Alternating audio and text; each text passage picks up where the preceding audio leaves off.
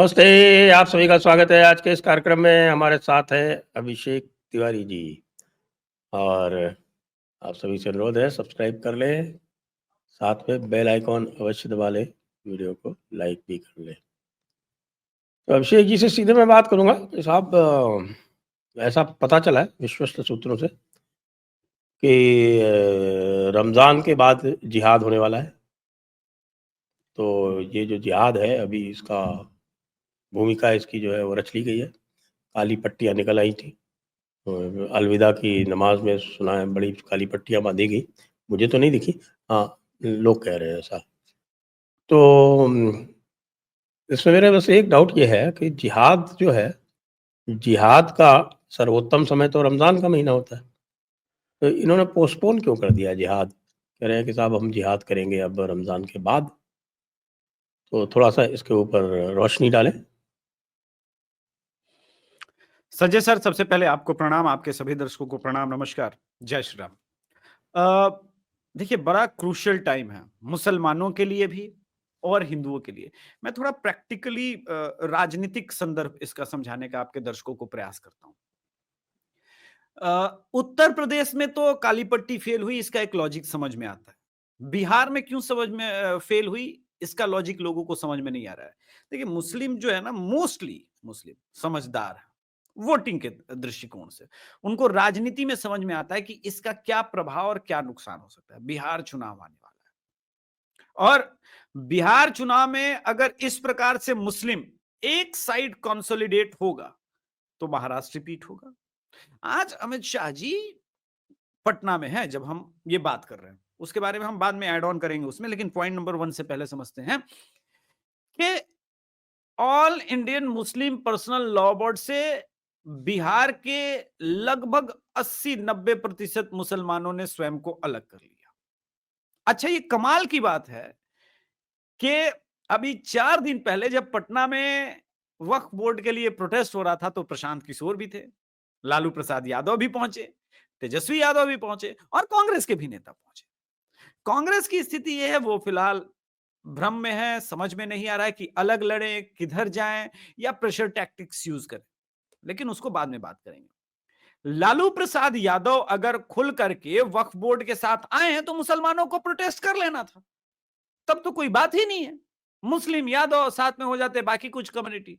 लेकिन उनको पता है कि अगर ये वाली गलती हमने की, हम सड़कों पर गए, तो बिहार का हिंदू जो है ना, वो थोड़ा अलग माइंडसेट का है। आपने देखा होगा कि कुंभ के अंदर जो सबसे अधिक भीड़ गई वो बिहार से गई, तो बिहार का हिंदू थोड़ा सा अल्टर, वो जैसे कम्युनल ही है।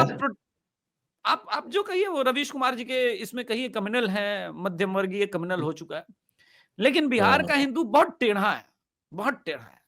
तो जितना मुसलमान टेढ़ा बनेंगे उतना हिंदू टेढ़ा बनेगा, और फिर उसका राजनीतिक रिजल्ट जो होगा, एंड रिजल्ट होगा, वो एनडीए की फिर लैंडस्लाइड विक्ट्री होगी।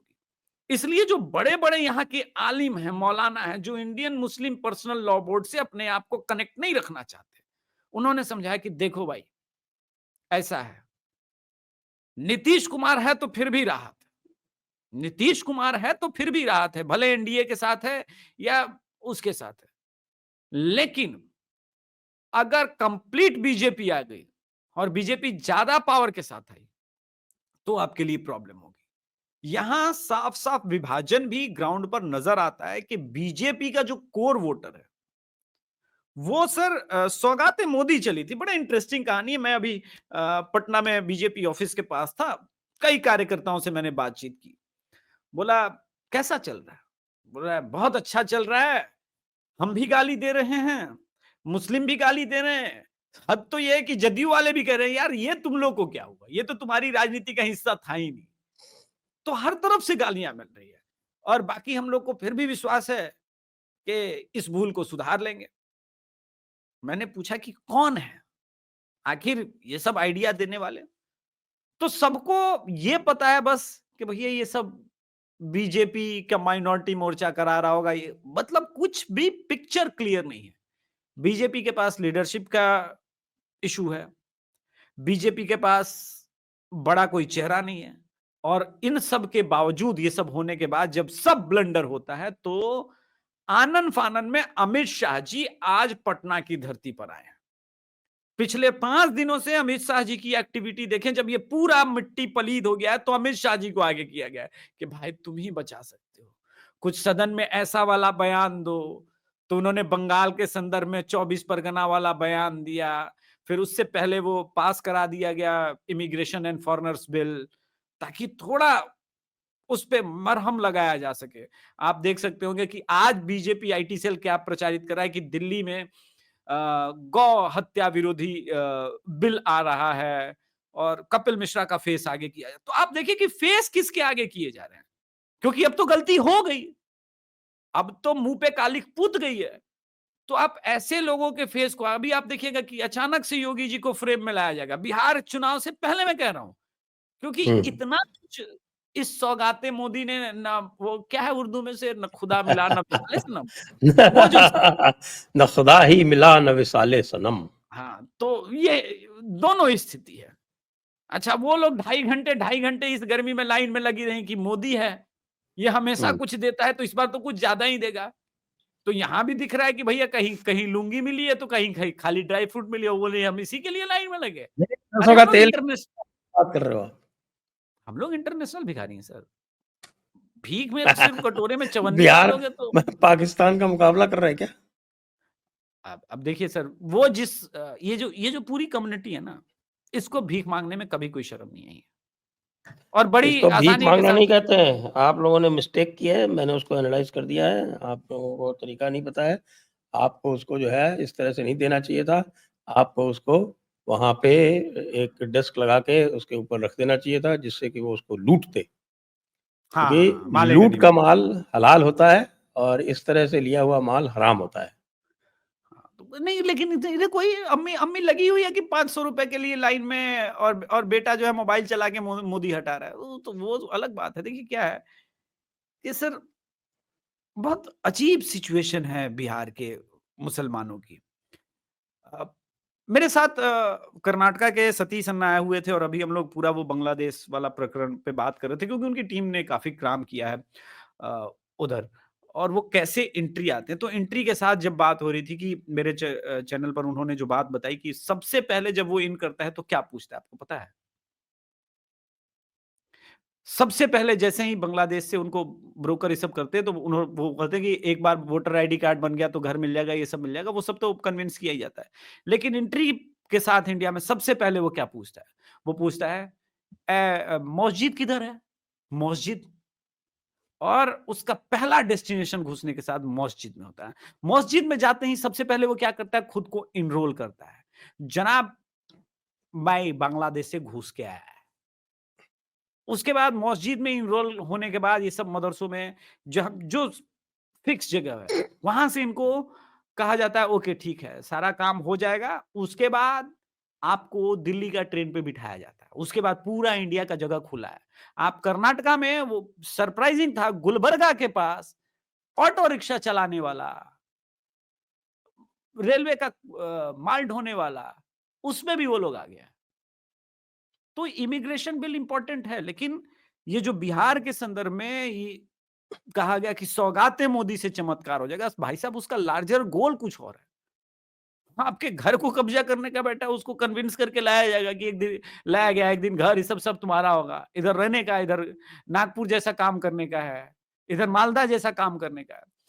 तो बिहार की स्थिति कुछ और है, और ये सेल्फ गोल भारी पड़ा है। तो अब अमित शाह जी आए हैं, और अमित शाह जी आने के बाद जो है, वो जो काली पट्टी है, इसी की वजह से वो काली पट्टी सक्सेसफुल नहीं है, क्योंकि उन लोगों ने समझाया है कि भाई ये जो पूरा जो आपका क्वेश्चन था, ये काली पट्टी बांधोगे हिंदू पोलराइज होगा। और अभी हम इस समय में मालदा जैसी कंडीशन में तो है नहीं बिहार में कि भाई पोलराइजेशन वाला इंपैक्ट हो। पोलराइजेशन होगा तो लार्ज नंबर पर हमको नुकसान होगा, और ये बार बार साबित हुआ है बिहार में।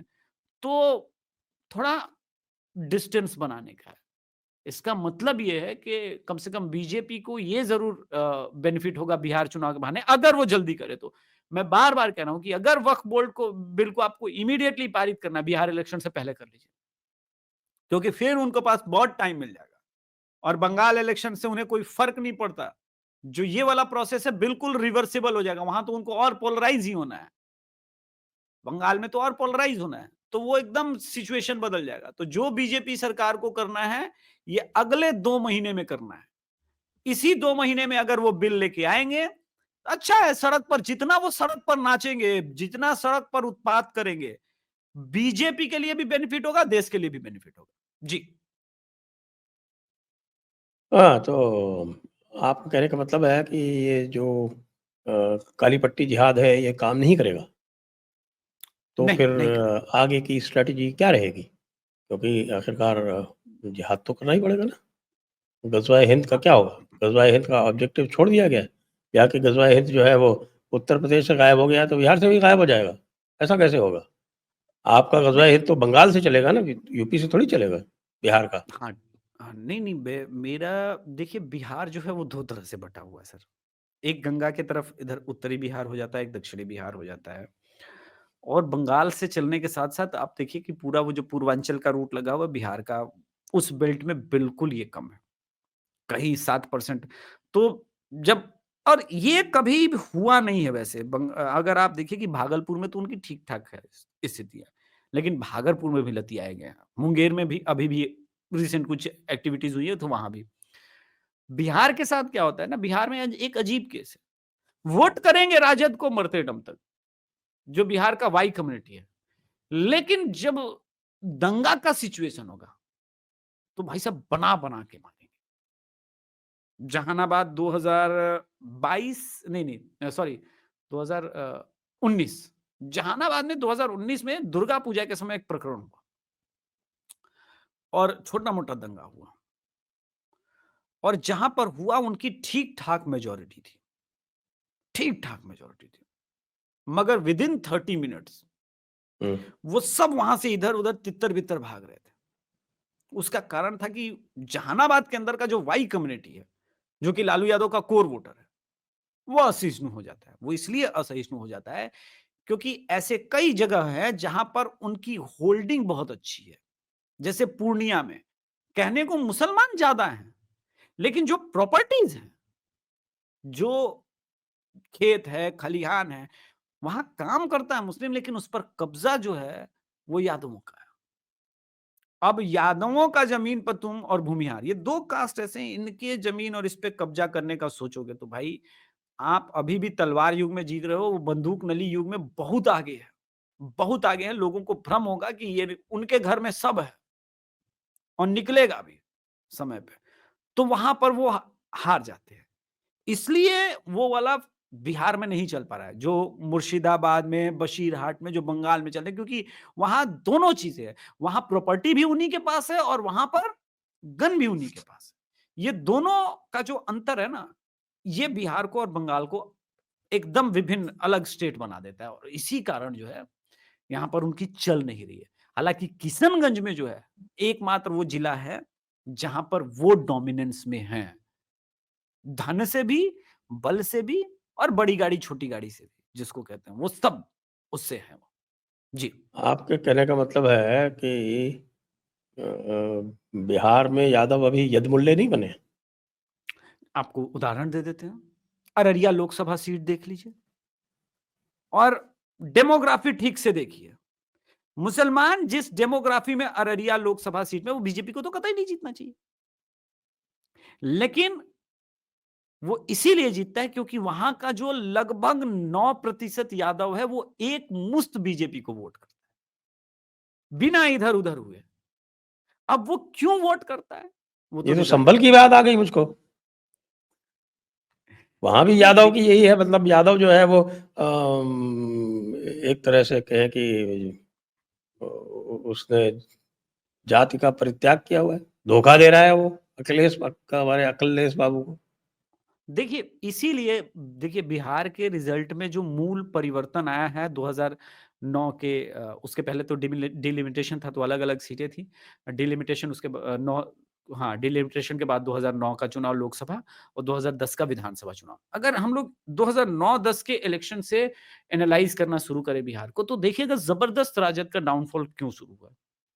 हुँ। क्योंकि कहने को वाई माई वो दिखता है टेक्निकली 33-34%, लेकिन वो किताबों में है सर। आप बताइए, नवादा में वोट नहीं मिला वाई कम्युनिटी का, झंझारपुर में नहीं मिला, मधुबनी में नहीं मिला, मधेपुरा में नहीं मिला, अररिया में नहीं मिला, तो सीमांचल जैसे-जैसे बढ़ रहे हैं। और आप सबसे अच्छा आपके दर्शकों को समझेंगे तिरहुत प्रमंडल, उजियारपुर जैसा वो सब एरिया भी उधर ले लें, और तिरहुत प्रमंडल में मुजफ्फरपुर का वो पूरा रीजन उस साइड का निकाल लें, तो चंक्स में यादवों के वोट मिल रहे हैं। आप देखिए कि राघोपुर से जदयू सीटें जीती है 2010 में। राघोपुर उसका होल्ड वाला एरिया, फिर भी वहां के यादव बटे हुए हैं। तो अगर 20 से 30%, और इस वक्त तो यादव के बटने का एक और भी बड़ा कारण है ना, राजद ऑपरेट हो रहा है हरियाणा से। बिहार के किसी यादव को कुछ भी नहीं मिल रहा है, क्योंकि राजद हरियाणा से ऑपरेट हो रहा है, तेजस्वी के राज में। हरियाणा से तो कैसे? अब ये तो आपके दर्शक कमेंट बॉक्स में बता देंगे। देखिए, हरियाणा से ऐसा है कि लालू यादव के एक रिश्तेदार हैं जो हरियाणा में बियाहल गए हैं, और वो कौन है भाई, हमको ही बताइए। हाँ, लालू यादव के रिश्तेदार हैं, ठीक है, बिटिया हैं, वहां भी तेज अच्छा पर, अच्छा अच्छा अच्छा, हाँ हाँ वहां भी हाँ, याद आ वहां भी गया, तेज, याद आ हाँ गया, हाँ, ठीक ठीक याद ठीक ठीक। याद याद तो याद याद। उनके सानिध्य में अगर आप देखेंगे ना, अब गुड़गांव हरियाणा थोड़ी है। अब आप उसको एनसीआर बोल रहे हैं, ठीक है, लेकिन हम तो हरियाणा ही बोलेंगे, वहां तो जीटी रोड की बेल्ट में साफ हो गए हैं। अब देखिए, अब मुझे ये पता नहीं है कि वहां के अहीर लोगों ने सोच लिया है कि राजद को निपटा देना है या क्या करना है, लेकिन वहां से आईटी सेल भी ऑपरेट करने वाले लोग मुख्य जगह पर है। तो हरियाणा से हम्म। जब से राजद ऑपरेट हो रहा है, वैसे वो यहाँ जो का वहाँ का जो आपका राव परिवार है, हम्म, वो तो अपने आप को राजा मानता है, वो अपने आप को बैकवर्ड थोड़ी मानता है। तो राजा मानता ही है, इसमें क्या डाउट है? राव बिल्कुल। बलबीर सिंह की, जो अभी राव इंदरजीत सिंह है, इनके जो बाप दादा थे, राव बलबीर सिंह, राव बलबीर सिंह ने एक बड़ा मूवमेंट चलाया था कि साहब आपने हमको शूद्र में कैसे क्लासिफाई कर दिया, हम तो क्षत्रिय हैं। हम लोग क्षत्रिय और हैं। वो मूवमेंट जो था वो इतना तगड़ा हुआ, और भी कुछ इस तरह की जातियां थी, उन्होंने भी मूवमेंट चलाया। तो आप जानते हैं ना, 1931 के बाद में ये कास्ट सेंसस बंद कर दिया अंग्रेजों ने। क्यों बंद किया? हम्म, इस कारण से बंद किया गया था। हाँ, अहिर वालों ने आज वो कहा था सारे के तो सारे जो है वो गर्व से कह रहे हैं कि गर्व से कहो हम पिछड़े हैं। उस समय ये कहते थे गर्व से कहो हम क्षत्रिय हैं। बिल्कुल। और अब यदि मुल्लों को यदि आप क्षत्रियों के यहाँ भेज दोगे तो कैसे काम चलेगा? अब जो भी है, देखिए, ये सच्चाई है। अगर आप देखते होगे इसीलिए कि वो कैप्टन साहब जो थे वो हार गए, आपको पता है। हाँ, कैप्टन साहब भी आ रहे हैं, और आप ये देखिए ना कि कैसे कैसे ट्विटर हैंडल राजद के समर्थन में है। प्रियंका देशमुख, आपने सुना है किसी बिहारी का टाइटल है देशमुख? एक सुना है? प्रियंका अच्छा, भारती भी तो है, गालियां देती है सिर्फ। नहीं, भारती तो बिहार में टाइटल होता ही है, इसमें कोई बात नहीं है। हम्म। लेकिन देशमुख, देशमुख टाइटल महाराष्ट्र में होता है, बिहार में नहीं होता। अच्छा, खैर, Twitter ID Anarkali of Arrah type का हो जाता है। खैर, अब वो बिहार की हो गई हैं, राजद की हो गई है, लेकिन इस चक्कर में कोर बिहार का जो राजद का कैडर है, वो बहुत जबरदस्त नाराज है। और क्यों? बताया तो हरियाणा वाला फैक्टर है। अच्छा अच्छा अच्छा अच्छा सब अच्छा। सब कुछ हरियाणा के आसपास, सब कुछ बाहर ही के लोगों को मिल रहा है, सारा दायित्व मिल रहा है। और देखिए सर, चुनावे का ना मौसम है, कार्यकर्ता कब कमाएगा? कि मालिक ये वाला काम है, छपवाना है, 25,000 रुपया का खर्चा है। अब मान लीजिए वहां पर 13,000 रुपया का खर्चा है, 12,000 जेब में जाता है, तो कार्यकर्ता की भी कमाई यही होती है, और इसीलिए लोग जुड़ते हैं। सबको एमएलए नहीं बनना होता है, कुछ लोग एमएलए का नीचे नीचे नीचे वो 10 रुपया, 5 रुपया, 50 रुपया, 100 रुपया, जिसके हिसाब से जैसा जैसा बंटवारा है, 10 रुपया, 5 रुपया नहीं, मतलब कहने का मतलब 10%, 5%, ऐसा कुछ जो बटता है, उसी के हिसाब से तो पार्टियां चलती है। लोकल पार्टी लेवल की पार्टियां इसी प्रकार चलती है। आप देखिए, समाजवादी पार्टी के कार्यकर्ता मुलायम सिंह के राज में खूब फले फूले, खूब फले फूले, लेकिन अखिलेश जी की सत्ता में यादवों ने स्वयं को धीरे धीरे अलग इसलिए करना शुरू किया। आप देखिए, यदुमुल्ला टर्म यूपी से ज्यादा निकल रहा है। वो क्यों हुआ? क्योंकि वहां पर अखिलेश राज में गजब इस्लामीकरण हुआ था। हम्म। वो इतना हो गया कि सब कुछ ठेकेदारी से लेकर के बालू ढुलाई से लेकर के मिट्टी ढुलाई, जो कि छोटा छोटा कार्यकर्ताओं को मिलता है कॉन्ट्रैक्टर के नाम पर, वो सारा वहीं मिल रहा था। और यहाँ बिहार में भी वही हो रहा है। अब वो हरियाणा की तरफ चीजें घूम रही हैं। तो राजद कोई सुखद परिस्थिति में नहीं है। ऐसे में जब कन्हैया कुमार की एंट्री हुई है, आहा, आप देखिए कि किस प्रकार से राजद आईटी सेल कन्हैया कुमार को भूमिहार देके गाली दे रहा है। और विडंबना, आत्महत्या कर ले एक बार सर। राजद आईटी सेल भूमिहार बोल के कन्हैया कुमार को गाली दे रहा है, और जिस मंदिर में अपनी पदयात्रा के दौरान कन्हैया कुमार गए, उस मंदिर की धुलाई हो रही है। बिहार के हिंदू पे रवीश कुमार कह सकते हैं पूरी तरह से कम्युनल हो गया। अरे भाई, कन्हैया कुमार को मुसलमान मान लिया, मल्लेश मान लिया, क्या समझ के धो लिया आपने? अब ये तो वो जनता जवाब देगी वहां के। लेकिन इस पूरे इसमें कन्हैया कुमार को कुछ जो सपोर्ट दिखा है, कन्हैया हमारा बिहार का भावी मुख्यमंत्री है। I am for Kanhaiya Kumar. देखिए ये बात सही है कि प्रियंका और राहुल गांधी की टीम को लगता है कि कन्हैया कुमार को बिहार में दायित्व देंगे तो हम बार्गेन कर पाएंगे लालू प्रसाद यादव से।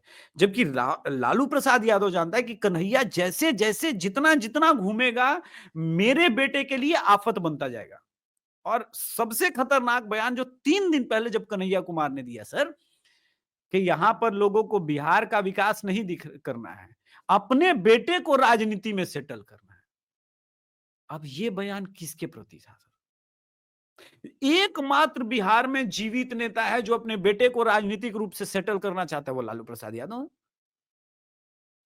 और तो कोई है ही नहीं। तेजस्वी यादव के तो हाल ही बुरे हैं। आज उन्होंने एक और स्टेटमेंट दिया है कि साहब, नवी अनुसूची में नहीं डाला आपने आरक्षण, इसलिए जो है वो 16% का घाटा हो गया। अरे इस मूर्ख को कोई बताओ कि नवी अनुसूची में 2009 के बाद से कुछ भी प्रोटेक्टेड नहीं है, बल्कि उन्होंने उसको बैकडेट करके कहा कि केशवानंद भारती वाले केस के बाद में आप नवी सूची में कोई भी चीज जो बेसिक स्ट्रक्चर को अफेक्ट करती है उसको प्रोटेक्ट नहीं कर सकते। देखिए, ये आईआर कोयलो का जजमेंट है।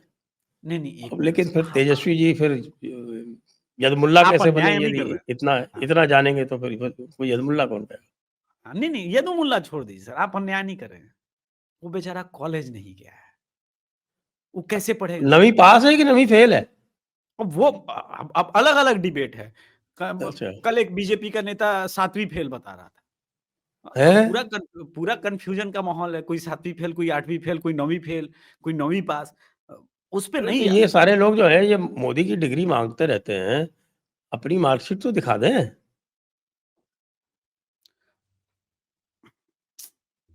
सर ऐसे प्रश्न मत पूछिए। ये भारती मैडम गुस्सा आ जाएंगी, जो प्रवक्ता बनी हुई है आजकल और इस प्रकार की बातें करती हैं। हो सकता है आपके विरुद्ध ट्वीट हो जाए, नहीं वो इसलिए तो क्या है, वो तो क्या बोलेंगे, यूरेशियाई ब्राह्मण। हाँ, और क्या बोलेंगी। वैसे मैम से हमको पूछना था मिलती तो, कि मैम वो यूरेशिया का मैप दिखा देती, एक बार वीजा हमरा लगवा दीजिए तो हम चले जाएं वहां पे, कम से कम वहां सेफ हो जाएं, क्योंकि आपके नेता तो कह रहे हैं कि हम नरसंहार करवा देंगे। अब अब आप सोचिए कि राजद का गजब का पागलपन है। वो कह रहा है कि ब्राह्मणों का नरसंहार कर देना चाहिए यूरेशियाई बता करके, और आप कह रहे हैं कि नहीं नहीं हम A to Z की पार्टी।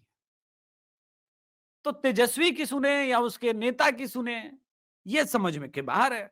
और राजद आईटी सेल डिफेंड करा रही, तो वीडियो पुराना। अरे भाई, वीडियो पुराना है तो क्या इस बयान से कोई लेना देना नहीं है? अच्छा, मुसलमान आपके दामाद लगते हैं जो 14वीं सदी में आए हैं? 14वीं ऑफिशियली कहे कि 1192 के बाद शुरू हुआ यहाँ पर, और वैसे कहें तो 8वीं शताब्दी में। उससे पहले तो यहाँ नहीं थे। और हाँ तुलना तो ये क्या है कि करें। 8वीं शताब्दी में यार भारत की भूमि पूर्वी पाकिस्तान पश्चिमी पाकिस्तान देने के बाद भी 1500 साल पुराना प्रॉपर्टी जो है वो वक्फ बोर्ड की मिल्कियत हो। तो हम तो बोलेंगे तो बुरा लग जाता है, फिर हम तो कम्युनल कहलाते हैं। बट बीइंग अ बिहारी, इस प्रकार की चीजें जो राजद कर रही है, उसे राजद का भला नहीं होना है। क्योंकि आप देखिए सर, अगर आप मैप ड्रॉ करें दर्शक मन में, तो देखेंगे पूरा शाहाबाद प्रमंडल 2020 में एनडीए के रीच से गायब था, और तब भी एनडीए 132 सीट लेके आई थी। अब इस बात को मार्क कीजिएगा कि जो बयान ये दे रहे हैं, राजपूत विरोधी बयान, ब्राह्मण विरोधी बयान, इस चक्कर में ये जो पूरा औरंगाबाद, काराकाट लोकसभा, सासाराम लोकसभा, बक्सर लोकसभा और आरा इस बार राजद के पास से गायब होगा, क्योंकि यहां पर माई समीकरण बहुमत में नहीं है। यहां पर जो डेमोग्राफी है वो माई समीकरण के फेवर में भी नहीं है। अब जब माई समीकरण वहां पर फेवर में नहीं है, तो जो समीकरण फेवर में आप उसको गाली दे रहे हैं, तो कैसे जीतिएगा? और भाई तो इनको ये सारी दूसरों के भी तो वोट मिलते ही थे ना। हाँ बिल्कुल मिलते थे, ऐसा मिलते थे थोड़ी है किसी कि आपके बाकी जातियों के वोट बिल्कुल ही नहीं मिलते थे। नहीं नहीं, बहुत बढ़िया क्वेश्चन किया आपने। ये दर्शकों को जानना जरूरी है, किनके मिलते थे? पासवानों के कंप्लीट मिला करते थे। एक समय था जब नीतीश कुमार हो या लालू प्रसाद यादव हो या रामविलास पासवान, ये सब जनता दल ही तो थे। तो 1994 में समता बनी ना, उससे पहले तो साथ में ही थे। तो अलग अलग जातियों के नेता जब से बने, तो ये मंडल टू लाने का जो ये प्रयास है वो कैसे होगा? मांझी समाज का नेतृत्व वो कर रहे हैं, मांझी जी कर रहे हैं, पासवान समाज पूरी तरह से चिराग पासवान के साथ खड़ा हुआ है, कुर्मी समाज, धानुक समाज आज भी 80% 90% वो नीतीश कुमार के लिए ब्लाइंड हुआ पड़ा हुआ है। कुशवाहा में डिवीजन होगा तो वो चारों तरफ होगा, वो एनडीए में भी जाएगा, कुछ महागठबंधन में भी जाएगा, कुछ निर्दलीय कुशवाहा को भी जाता है, उसका वोटिंग पैटर्न अलग है थोड़ा सा। तो ये जो पूरा है वो ब्लॉक तो रहा नहीं आपके पास, वो किसी जमाने में था, अब तो नहीं है। तो माई समीकरण के भरोसे सिर्फ चुनाव जीतेंगे? अच्छा, माई के दावेदार में आप मैंने वही पॉइंट किया संजय सर की, आप देखिए कि जितनी बड़ी टोपी लालू प्रसाद यादव पहनाने गए थे, उससे पहले प्रशांत किशोर पहुंचा था। ऐसे कैसे वक्फ बोर्ड मोदी जी हटा देंगे? हम मुसलमानों के साथ हैं, हम अकलियतों के साथ। तो भाई साहब, ड्रामेबाजी में वो केजरीवाल पार्ट 2 दिख रहा है, उस इनफैक्ट 3 4 5 दिख रहा है, और आपसे कहीं आगे दिख रहा है। लालू यादव और तेजस्वी यादव जब तक सोच पाते हैं, उससे पहले वो पहुंचा हुआ है। उसकी नजर है, वो पहले ही बोल चुका है कि बीजेपी को हराना है तो भाई 28% वोट छोड़ करके जो बीजेपी का कैडर वोट है उसकी तरफ ध्यान देना है। ग्रेट, आप दीजिए ध्यान। तो वो 28% कौन है सर? उसमें माई भी आ जाएगा ना, सबसे बड़ा तो वही पॉपुलेशन है। तो बिना माई को डेंट किए तो आप आएंगे नहीं। कुर्मी पासवान आपसे डेंट होना नहीं, उसके जातीय नेता हैं वो पहले से। तो जिसको आप करना चाह रहे हैं, और बाकी ठीक है, सवर्णों के नाम पे भी जो कुछ आपको थोड़ा बहुत वोट मिलेगा वो मिलेगा। इसमें कोई डाउट नहीं कि शाहाबाद प्रमंडल में बीजेपी को भी नुकसान होगा प्रशांत किशोर के कारण, लेकिन कितना होगा ये तो कैंडिडेट और इन सबके सिलेक्शन के बाद। अच्छा, एक और पॉइंट मैं बताऊं सर, प्रशांत किशोर को कहां के कैंडिडेट्स मिलेंगे? अपने प्रशांत किशोर के जनसुराज से जुड़े हुए लोगों के अलावे जो अतृप्त आत्माएं हैं, जिनको राजद से टिकट न मिल सका, जिनको बीजेपी से न मिल सका, जिनको कांग्रेस से न मिल सका, वही अतृप्त आत्माएं वहां जाएंगी टिकट पाने के लिए। तो यहां नुकसान किसको होगा? यह बड़ी बात। बीजेपी का नेता कितना भी अतृप्त हो जाए, बीजेपी को जल्दी छोड़ता नहीं है। जदयू का ठीक ठाक कंट्रोल है। आपकी सिचुएशन बता दें, पिछली बार 70 सीट पर कांग्रेस लड़ी थी, उससे पहले इस बार एक नया अलायंस पार्टनर आ गया, मुकेश सहनी। वो कह रहा है हम 60 सीट पर चुनाव लड़ेंगे और राजद हमको देगी और इस बार हम टिकट बांटेंगे। टिकट बांटने के नाम पे पैसा कमाएंगे, वो अलग बात होता है, आप जानते ही हैं वो समीकरण अलग है। कन्हैया कुमार को पदयात्रा पे और किया गया, और दल ही तो अध्यक्ष बना दिया गया, जो जो कांग्रेस राजद का करीबी प्रदेश अध्यक्ष था कांग्रेस का, उसको हटा दिया गया। तो जो राजद और कांग्रेस के बीच का कम्युनिकेशन है वो पूरी तरह से ब्रेक हो गया है। तो ठीक है, जो चल रहा है अच्छा ही चल रहा है बिहार में। अच्छा, चलिए, तो बिहार बहुत अच्छा चल रहा है। सो उत्तर प्रदेश में क्या चल रहा है? बाबा चल रहे हैं, और कुछ नहीं सर। इनको जब याद आता है तो कहते हैं एक बार, अच्छा तुम लोग का ध्यान कम हो रहा है, थोड़ा फोकस शिफ्ट हो रहा है, एक काम करो, एक ही जगह ऐसा निकालो जहां पे बोलो कि ये लोग सड़क पे नमाज पढ़ेंगे तो होगा। इसके बाद आप देखिए पूरा नैरेटिव कैसे बदलता है। मेरठ वाला न्यूज निकला कि सड़क पे नमाज नहीं पढ़ सकते, तो कौआ कान ले उड़ा की तरह पीछे, पूरे भारत के मुसलमान हम दिल्ली में पढ़ेंगे, हम यहाँ पे। एग्जैक्टली योगी भी वही चाह रहे हैं, वो पॉडकास्ट में बताए हैं कि वो सेफ नहीं है हिंदू। तो आप लोग जो अपनी क्रियाओं से बताते हैं कि हाँ हम उत्पात मचाएंगे, हम लोग उत्पाती हैं, हम लोग अराजक हैं, तो वो पहले बोल देते हैं और फिर पॉइंट प्रूव कराते हैं। तो पॉलिटिकली काफी मैच्योर है। दूसरी तरफ अखिलेश यादव है। अब बिटवीन द लाइन ये है कि ये जो बयान महाराणा सांगा पर दिलाया गया, इस पे बिल्कुल दलित नेता से, उससे पहले एक मुसलमान से, ये जानबूझ के दिलवाया गया था, ताकि वो जानते थे कि करणी सेना वाले बर्दाश्त करेंगे नहीं और कूट ही देंगे। क्योंकि करणी सेना वाले तो दिल मन से, आप देखिए राजस्थान में भी कांग्रेस को सपोर्ट कर चुके हैं, समाजवादी पार्टी को भी करणी सेना वालों ने लोकसभा में सपोर्ट किया था, और इसके अलावा जो सपोर्ट किया था उन्होंने मध्य प्रदेश इलेक्शन में। तो करणी सेना वालों का अपनाया, वो दिमाग पता नहीं कहाँ कैसे यूज करते हैं, राजनीतिक रूप से तो कम मैच्योर नहीं है, वो जाएंगे कूटेंगे ही।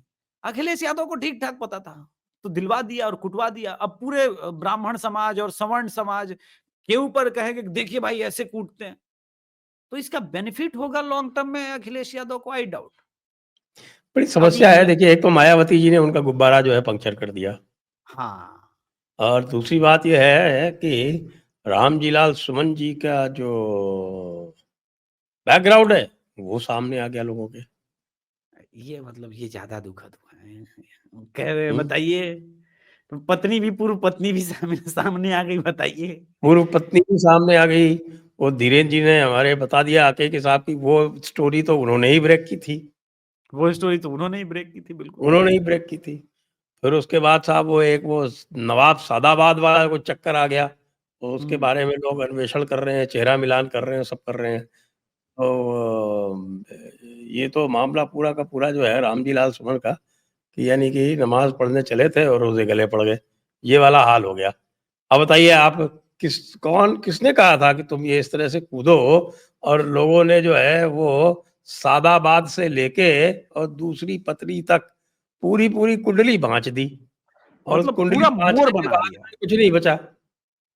बिल्कुल, बिल्कुल, पूरा मोर बना के रख दिया। और यही वही देखिए, अखिलेश यादव को मैं समझता हूँ ना कि अ, आपने ही तो कहा था कुछ दिन पहले कि तीसरे जनरेशन के बाद जो है इस प्रकार के लोगों का डाउनफॉल शुरू होता है। उसका कारण ये है कि पहला जनरेशन स्ट्रगल से ऊपर आता है, दूसरा जनरेशन उस स्ट्रगल को समझ नहीं पाता, तो उस पैसे पे ऐश करता है, और चूंकि तीसरा जनरेशन वो होता है, कहता है कि चूंकि बाप को ही स्ट्रगल करते नहीं देखा और पैसे पे स्ट्रगल करने का जरूरत नहीं था, तो उस पैसे का मिसयूज करता है, तो चौथा जनरेशन बर्बाद हो जाता है। एग्जैक्टली सर, यही है अखिलेश यादव के साथ। अब ये, लेकिन ये है कि ये तीसरे जनरेशन में ही बर्बाद हो रहा है, दूसरे जनरेशन में। ये बड़ा अजीब चमत्कारिक ढंग से है, क्योंकि इनका जो राजनीतिक रूप से है आईक्यू, वो मैं कहता हूं कि राहुल गांधी से भी कम है। लोग कहेंगे सरप्राइजिंगली कि नहीं आप ऐसा नहीं बोल सकते, देखिए राहुल गांधी नहीं, जनरेशन भले तीसरा ही है। हाँ, जनरेशन तीसरा ही है, ठीक है, लेकिन पहला भले ही, जनरेशन छविराम डाकू था।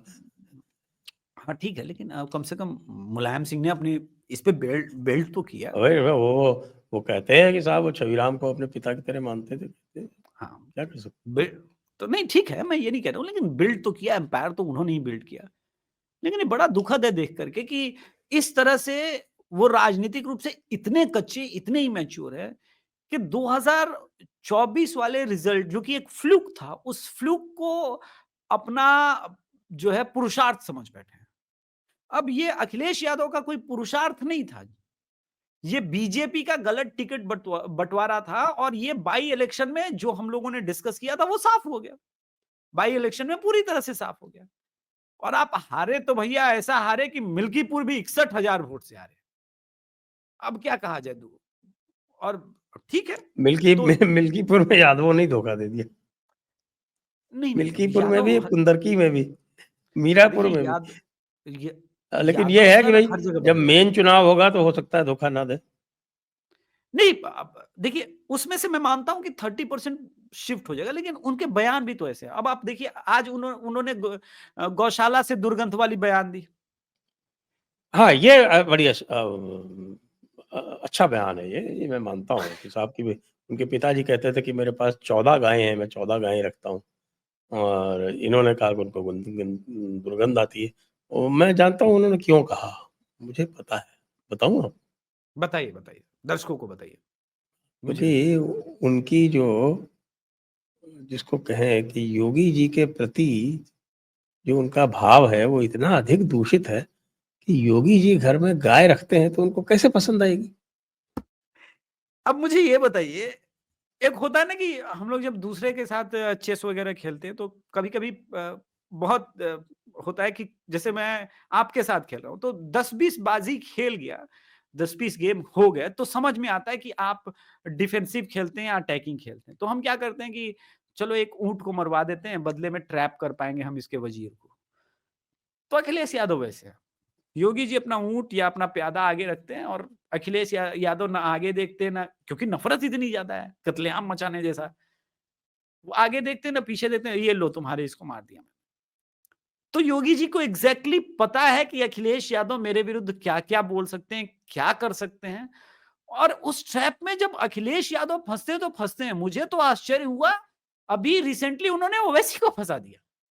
ओवैसी का बयान और इंटरेस्टिंग है कि योगी जी ने कहा जो पॉडकास्ट में कि 100 हिंदुओं के बीच मुसलमान 50 मुसलमान या 1 मुसलमान भी रह सकता है, फल-फूल सकता है, बढ़ सकता है, लेकिन 100 मुसलमानों के बीच एक हिंदू भी 50 हिंदू भी सर्वाइव नहीं कर सकता। अब इस बयान पर सर ओवैसी फँस गया। उसने बयान दिया कि सबसे अधिक खतरा जो है इस प्रकार के सोच रखने वाले लोगों से है, आरएसएस से है, मोदी से है, योगी से। सच तो यह है कि ना मुसलमान खतरे में है, ना हिंदू खतरे में है। देखिए क्या है कि योगी जी, मोदी जी या हम आप कितना भी बोलें, हिंदुओं को ज़्यादा समझ में नहीं आएगा। लेकिन जब इस प्रकार की बयानबाज़ी समाजवादी पार्टी के नेता ओवैसी जब करते हैं, मतलब कहते हैं कि खतरे में नहीं है, और कुछ दिन पहले उन्होंने कहा 15 मिनट, 15 मिनट, तो वो क्या था? वो 15 मिनट समय देख रहे थे क्या? और मुझे तो सर बड़ा कन्फ्यूज़न है। इनकी प्रॉब्लम क्या है? एक बार 15-20 मिनट के लिए हटाई थी तो आज तक कहते हैं गुजरात में तुमने पुलिस नहीं लगाई, पुलिस नहीं लगाई। अबे बोलो, क्या करना है? गुजरात जैसा पुलिस हटा देना है या रखना है, वो भी क्लियर कर लो, जो करना है जल्दी कर लो यार ओवैसी यार। 15 मिनट, 15 मिनट, गजब की स्थिति है। हटाएं तो दिक्कत है, ना हटाएं तो दिक्कत है। करें तो क्या करें? खुल के बोलो। बिहार बिहार में तो आप साफ जिता रहे हैं एनडीए को। वैसे भी बिहार तो अंकगणित से चलता है। देखिए बिहार बिहार की राजनीति जो है ना सर, तो विकास अंकगणित है, पर, जोड़ लो आप। विकास विकास का क्या लेना देना? विकास गया तेल विकास, लेके। नौकरी सब मुद्दा होता है चुनाव में भाषण देने के लिए। वोट जात पे होता है सर हमारे यहाँ। हमारे यहाँ जात पे हाँ, होता है। तो वही मैं अंकगणित कह रहा हूँ ना, तो अंकगणित से हाँ, है, तो अंकगणित में तो पूरा मामला सेट है। अब की तो चिराग पासवान भी कोई उल्टा पुल्टा नहीं कर रहे, पूरे पूरे अरे साथ है। नहीं नहीं, परसों वक्फ बोर्ड पे बयान है, बोला ये सब भरमाया जा रहा है मुसलमानों को। वक्फ बोर्ड पूरी तरह से सुरक्षित रहेगा और एकदम ये अमेंडमेंट बहुत जरूरी है देश के लिए। तो परसों का बयान है ये, तो कोई ऐसा थोड़ी ना है। अब देखिए बीजेपी के नेता, जदयू के नेता, एनडीए के नेता इफ्तारी भी मार रहे हैं, सौगाते मोदी भी हो रहा है और अंगनित भी जुड़ रहा है कि हाँ यहाँ है, क्योंकि जानते हैं कि मैटर वहीं फंसना है हमको, अंगनित पे ही, छोड़ो दूसरी चीजों पे। ठीक है, जो चल रहा है बिहार में ठीक ही चल रहा है सर। और आप ये भी कह रहे हैं कि साहब कि उत्तर प्रदेश का मामला जो है वो केमिस्ट्री का है। बिल्कुल, बिल्कुल। देखिए, ये इस बार 30% जहाँ तक मैं सोच रहा हूँ, 30% वाई कम्युनिटी अखिलेश यादव से बाहर हो जाएगा। जो जो हालात हैं जिस 30%। प्रकार, हाँ, हाँ, बिल्कुल। जिस प्रकार के हालात हैं यूपी में और जिस हम्म। प्रकार के हालात वो अखिलेश यादव पैदा करना चाहते हैं, और कांग्रेस जिस प्रकार से एटीट्यूड में है कि हम हर स्टेट में अब, भले मेरा चुनाव, मैं मानने को ही तैयार नहीं हूं कि मेरा कोई चुनाव 2025 में, 26 में, 27 में, मेरा चुनाव तो 2029 में है। हमको खड़ा होना है अपने पाँव पे। आप समझिए माइंडसेट सर। अभी खड़गे एक मीटिंग में थे, उन्होंने कह दिया बड़बोलेपन में, पता है? कि अगर हमने अपने आप को और थोड़ा खड़ा किया होता अपने पाँव पर और हमारी 120-30 सीटें आ गई होती तो आज हम सरकार, दर्द नहीं जा रहा है। अबे तुम्हारी 120-30 सीटें कहां से गई होती? मध्य प्रदेश में तुमसे खाता ना खुला। राजस्थान में तुमने बेस्ट परफॉर्मेंस कर लिया, 2029 में ये रिपीट नहीं होना हालत, मैं अभी भी बता रहा हूं। तो राजस्थान में तो भैया राजपूतों के कारण गया इनका मामला। बिल्कुल बिल्कुल बिल्कुल पहले राउंड में जो बिल्कुल। नुकसान हुआ वो तो जरा इन्होंने जो राजपूतों को टेकन फॉर ग्रांटेड लिया, भारी नाराजगी थी। अब भारी आपने नाराजगी बराबर कर दिया, अब आपने राणा सांगा का ही अपमान कर दिया, तो उसके बाद तो फिर क्या बचा है? नहीं। और दूसरा ब्लंडर कांग्रेस से जो हुआ ना, वो भाषा विवाद को लेकर के हुआ है। देखिए सर, बिहार में भोजपुरी बोली जाती है, मैथिली बोली जाती है, अंगिका बोली जाती है, सब अलग अलग मदर टंग है। पर in spite of all that हम सब बहुत अच्छे हिंदी बोलते हैं। मतलब हम लोग मैं की जगह हम का भले प्रयोग करें, थोड़ा बहुत ग्रामेटिकल इधर उधर टोन हो सकता है, हम लोग लेकिन रॉयल लोग हैं भाई, रॉयल प्रोनाउन होता है हम। हाँ, तो हम लोग जो है बिहार में जो है ना सर, इवन गांव वाला भी हिंदी बोलना जानता है। हमारे लिए हिंदी ही मातृभाषा है, क्योंकि देवनागरी लिपि अल्टीमेट है। तो अभी तो ये तीर तर्कश से नहीं निकलेगा। ये तीर मोस्टली, अगर मैं मोदी जी को ठीक समझ रहा हूं, तो अक्टूबर महीने में ठीक चुनाव का जब सभा शुरू होगा, वहां वो तर्कश से तीर निकालेंगे और संधान करेंगे राहुल गांधी पर। बोले कि बताइए, ये लोग उनके साथ खड़े हैं हाथ उठा करके, जो कह रहे तमिलनाडु के नाम पर, तमिल के नाम पर ये करेंगे, कर्नाटका में कन्नड़ के नाम पर करेंगे। और ये जब निकलेगा सर, बहुत मिर्ची लगेगी, क्योंकि तब तक आप इस रेस में दौड़ते दौड़ते बहुत आगे बढ़ गए, तो फिर दिक्कत होगी। और इन सब का प्रभाव होता है सर बिहार में। बिहार में जाति के अलावा एक सेंटिमेंट का भी है, बहुत बड़ा प्रभाव है। अब तक सर निपट गए होते। आपको पता है, बड़ी ब्रेकिंग न्यूज, नीतीश कुमार ने कहा है कि 9,000 करोड़ रुपए का जो घोटाला है, हम लालू परिवार से वसूलेंगे। हाँ हाँ हाँ कौन हाँ कह, हाँ। कौन कहता है दिमाग खराब है? वो खाली थोड़ा बहुत हरकतें इधर उधर हैं। अरे भाई, तो वो तो हमने देखा था कि कोई जो है वो नवीन पटनायक की तरह उनके हाथ नीचे कर रहा था। हाँ, वो सब होता है। अभी वो जन गण मन वाला देखिए क्या है कि वो ठीक है, वो बैलेंस थोड़ा सा दिक्कत में है। लेकिन आप ध्यान देंगे सर, तो जो जब बाइडेन हो गए क्या? हाँ हाँ हाँ बिल्कुल, सदन में जब होते हैं ना, तो एकदम हाँ। मुंह पे बयान दे देते हैं। जैसे राबड़ी देवी सामने थी, सदन में है, अब बैठो ना, जानते नहीं है तुमको, तुम्हारा मर्द कैसे मुख्यमंत्री बनाया है। वो जिस प्रकार से काउंटर किए थे नीतीश कुमार इस एज में भी, और डगमगाते हुए भी, हमको लगा ठीक ठाक हो रहे हैं। तो हो सकता है कुछ दवाई आयुर्वेदिक वगैरह चल रहा होगा फॉर्मूला, अभी पूरी तरह से स्वस्थ ना हुए हो, ये बात ठीक है। लेकिन एक बात तो है कि बूटी अल्टीमेटली तो नहीं लेते हैं कहीं? हैं? हरिओम बूटी का हरिओम। सेवन तो नहीं करते? क्या है कि अब ये सब बातें नहीं, वो बातें जो पब्लिकली नहीं बोली जा सकती सर। वो अच्छा। राहुल गांधी से पूछना पड़ेगा सर। बाबा जी की और सर, बाबा जी की बूटी तो आशीर्वाद समझ के भी कुछ लोग ले लेते हैं, इसमें कोई सब नशा थोड़ी है, वो तो परमात्मा को पाने का ही है उपाय। उपाय है, सब उपाय है सर। तो आप ये देखिए कि अब लालू यादव से अगर 9,000 करोड़ वसूलेंगे ये लोग, तो क्या होगा? हमको डाउट लग रहा है सर कि लालू प्रसाद यादव जिस रॉ में जा रहे हैं ना, इधर उधर इफ्तारी, हमको लग रहा है कहीं चुनाव से पहले फिर से अंदर ना हो जाए, धर लिए ना जाए। क्योंकि पता है कि बैकबोन तेजस्वी का यही है, दिमाग तो देता ही रहेगा, अभी भी दिमाग चल ही रहा है। तो हमको कहीं ये लग रहा है, उसके बाद जो होगा एकदम विभाजन, क्योंकि तब जाकर के देखिए, ये गेम खेला जा रहा है, माइंड गेम। तब जाकर के तेजस्वी जो है वो बौखलाएंगे और उन जातियों पर टिप्पणी करना शुरू कर देंगे जो उनके हित में जा सकती थी।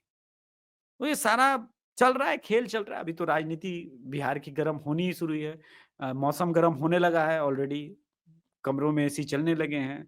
तो ठीक है, उसी प्रकार से राजनीति का भी तापमान धीरे-धीरे चढ़ ही रहा है। इन सबके बीच में एक व्यक्ति का हमने उल्लेख नहीं किया, और यदि हम उल्लेख नहीं करेंगे तो ये ईश निंदा के समान होगा। और वो हैं राइट ऑनरेबल परम पूज्य श्री राहुल गांधी जी, जो कि अब श्री सत्यनारायण गंगाराम बढ़ई के भतीजे हैं।